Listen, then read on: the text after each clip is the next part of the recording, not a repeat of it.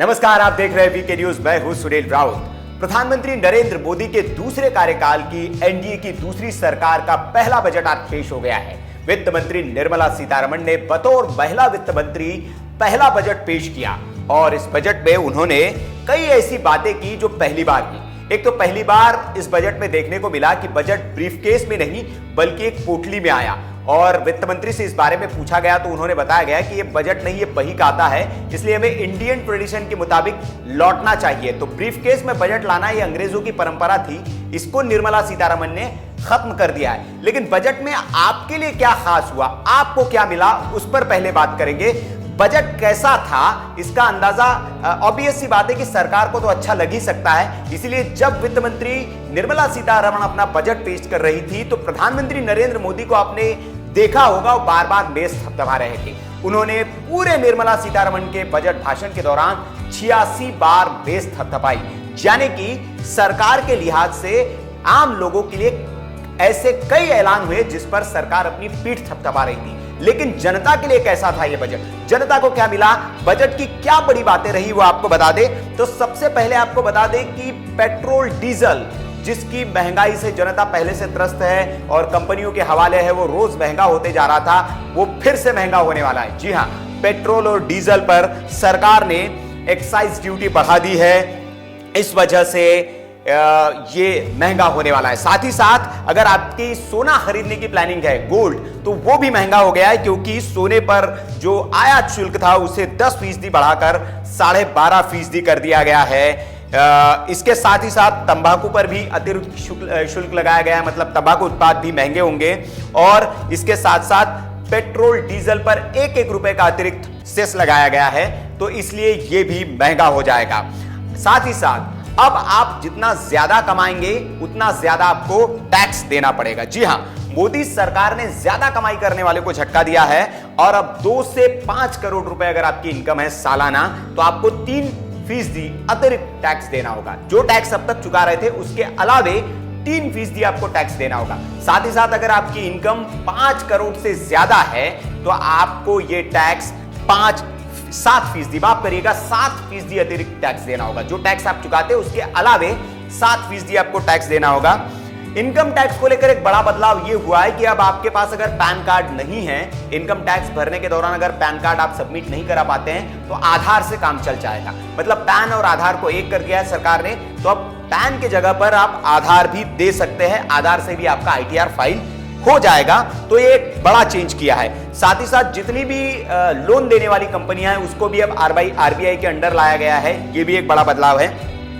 Middle class के लिए क्या मिला है, मिडिल क्लास के लिए एक बड़ा ऐलान ये हुआ है कि जिनके पास घर नहीं है या जिनको घर बनाने की जिनकी प्लानिंग चल रही है उनको बड़ा तोहफा दिया है मोदी सरकार ने। इस बजट में घर खरीदने वाले लोगों के लिए 45 लाख रुपए तक का अगर आप घर खरीदते हैं तो आपको 3.5 लाख रुपए की सब्सिडी आपको मिलेगी। जी हां, जो ब्याज आप चुकाते हैं उस ब्याज पर 3.5 लाख रुपए का इंटरेस्ट जो होगा उस पर आपको सब्सिडी देगी सरकार। आपको बता दें कि पहले ये जो छूट थी ये 2 लाख रुपए तक की थी, यानी इस बजट में इस छूट को 1.5 लाख रुपए और बढ़ा दिया गया है और अब ये छूट जो है ये 3.5 लाख रुपए हो गई है। साथ ही साथ अगर आप कार खरीदने का प्लान कर रहे हैं, तो अगर आप इलेक्ट्रिक व्हीकल खरीदते हैं, पेट्रोल डीजल के अलावा जो इलेक्ट्रिक व्हीकल है वो अगर आप खरीदते हैं तो उस पर सरकार आपको बड़ी छूट देने जा रही है।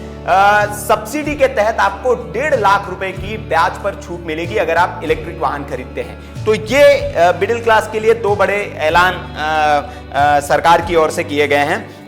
इसके साथ ही साथ छोटे दुकानदारों के लिए भी एक ऐलान किया गया है। छोटे दुकानदारों को अब पेंशन मिलेगी, जैसा कि बीजेपी ने चुनावी वादा किया था सत्ता में आने से पहले मोदी सरकार ने, और उस वादे का ऐलान उन्होंने इस बजट में कर दिया है। तो जो छोटे दुकानदार है, मिडिल क्लास में आते हैं, उनको भी अब पेंशन दी जाएगी।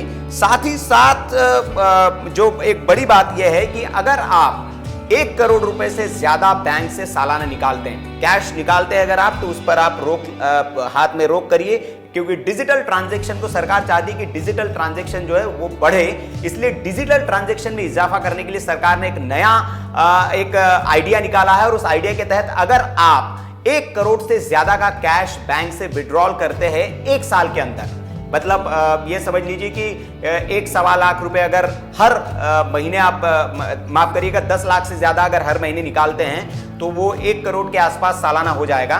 तो उस पर आपको अतिरिक्त 2% टीडीएस देना होगा सरकार को। मतलब कैश ट्रांजैक्शन जो होते हैं उस पर लगाम लगाने के लिए सरकार ने पैंतरा आजमाया है, क्योंकि होता यह है कि जो छोटी मोटी कंपनियां होती है वहां एम्प्लॉइज को कैश में सैलरी दी जाती है, तो उस पर सरकार की नजर है कि कैश में सैलरी न दी जाकर उनके खाते में सैलरी डाली जाए, ताकि जो नकदी लेन देन है उस पर रोक लग सके। तो ये एक बड़ा फैसला सरकार ने लिया है।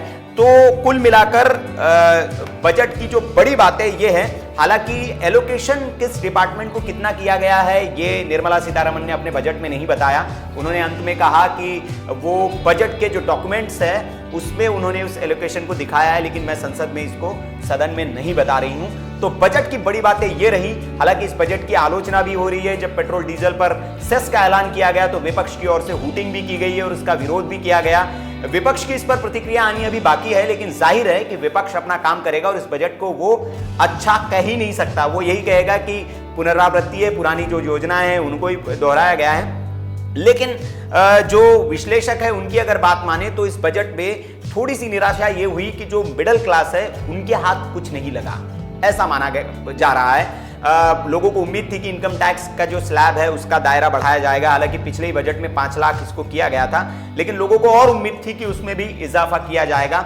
और भी कई उम्मीदें थी, लेकिन उन उम्मीदों पर यह बजट शायद खरा नहीं उतरा है। तो बजट की ये थी बड़ी बातें। ऐसी खबरों के लिए आप देखते रहिए वीके न्यूज। शुक्रिया।